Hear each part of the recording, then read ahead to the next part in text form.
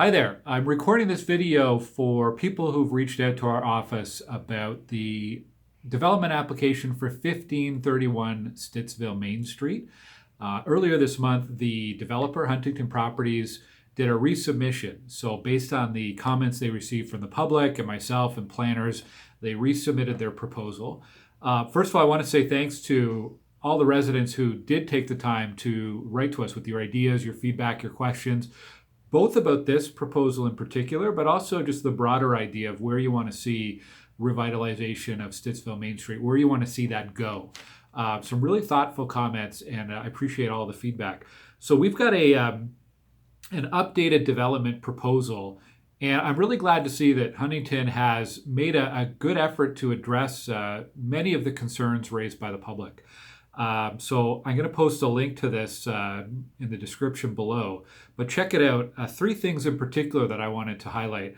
One is they've taken out the row of townhomes behind the building, and this is partly in response to some concerns raised by the residents on Meach Private who live nearby.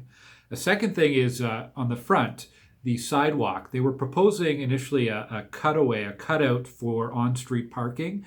They've taken that out of the proposal. And what it means is you can extend the sidewalk space. They've added a patio as part of the proposal, some trees and streetscape elements. So really improves the walkability, the accessibility, the animation in front of the building. That's a good thing. And the third thing is on design.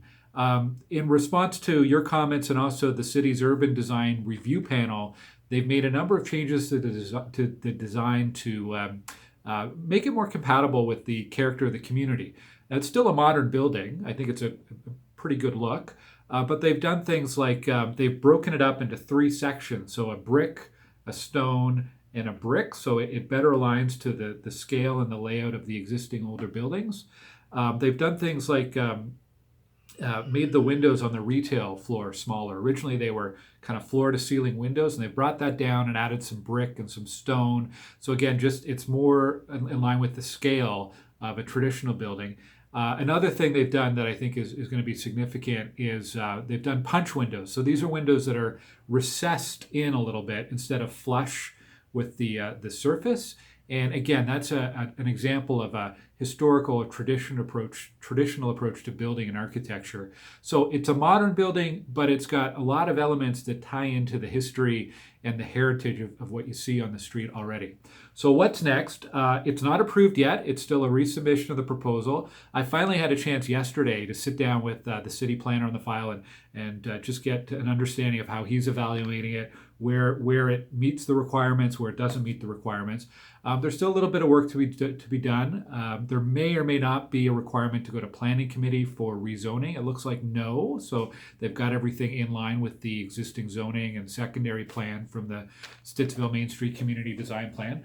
But I've posted an update to my website. I will continue providing updates here as we get them. And of course, if you have any questions, concerns, comments, by all means, reach out to me. Thanks and take care.